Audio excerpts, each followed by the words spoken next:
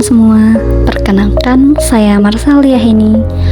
Pada kesempatan kali ini, saya akan membahas materi kelas 11, yaitu tentang perpajakan. Sebelumnya, teman-teman pernah dengar dengan kata pajak? Pasti sering kan? Di video ini, kita akan belajar tentang pajak dengan cara yang mudah dipahami.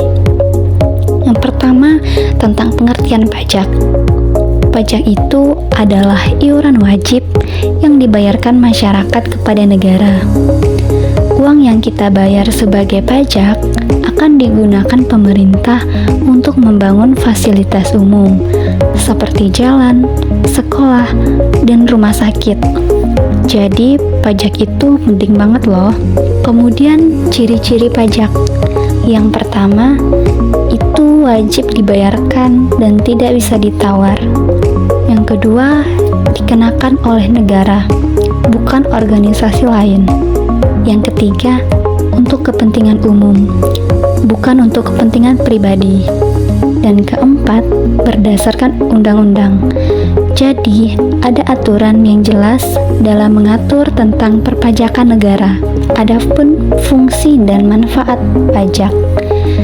Pajak punya dua fungsi utama. Yang pertama, fungsi anggaran. Fungsi anggaran artinya pajak sebagai sumber pendapatan negara yang akan digunakan untuk membiayai pengeluaran negara atau pembangunan nasional. Yang kedua, fungsi regulasi. Artinya, pajak bisa digunakan sebagai alat untuk mengatur atau melaksanakan kebijakan negara di bidang ekonomi dan sosial. Kemudian, manfaat pajak itu mulai dari pembangunan infrastruktur hingga pelayanan kesehatan yang lebih baik. Jenis-jenis pajak.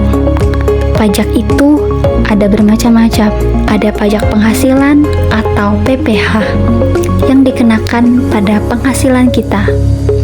Ada pajak pertambahan nilai atau PPN yang biasanya sudah termasuk dalam harga barang dan jasa. Ada juga pajak bumi dan bangunan atau PBB untuk pemilik tanah dan bangunan. Nah, masih banyak lagi jenis pajak lainnya, tapi kita fokus ketiga ini dulu ya.